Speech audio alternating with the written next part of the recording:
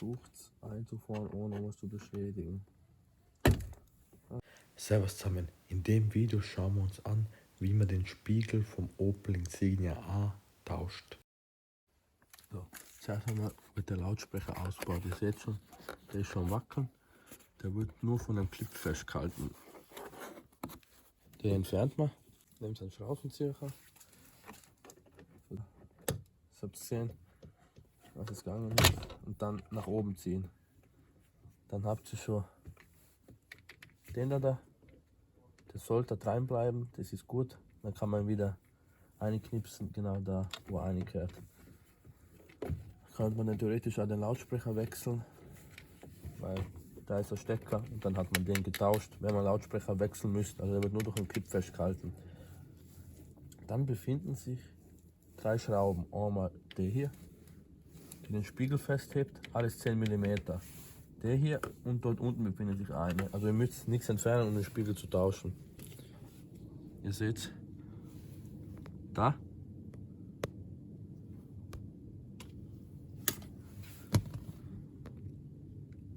(10 mm) da hinten. Und wenn es dann reinschaut, da. Dem müsst ihr aufpassen, dass ihr nicht einfliegt, weil dann müsst ihr dann, ja, doch die Türverkleidung dann abbauen. Also wenn ihr den abbaut, ja, und dann habt ihr dann den Stecker, wie ihr sehen könnt. Und wir schauen gleich.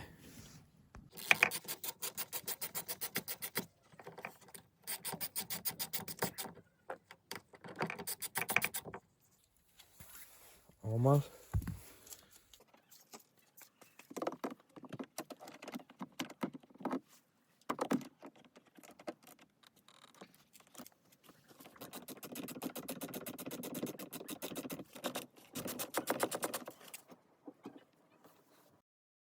Danach Leim am Spiegel umwackeln und dann entfernen. Ihr seht den Stecker, da muss man nach oben drücken und dann lässt sich der Spiegel vom Stecker lösen.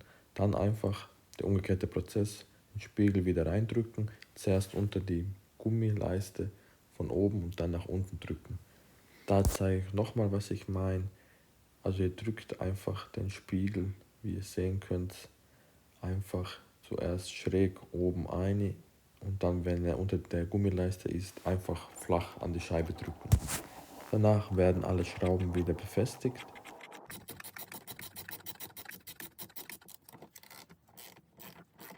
So, die 2 Schrauben sind befestigt, dann einfach den Lautsprecher hineindrücken, bis er das Geräusch hört, und das war's mit dem Lautsprecher. Dann die andere Schraube nicht vergessen und dann seid ihr schon fertig mit dem Spiegel.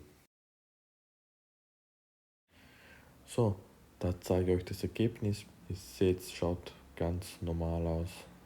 Das sind die Fingerabdrücke, das ist nichts Schlimmes. Danke fürs Schauen, ich hoffe, wir sehen uns im nächsten Video. Servus und ciao.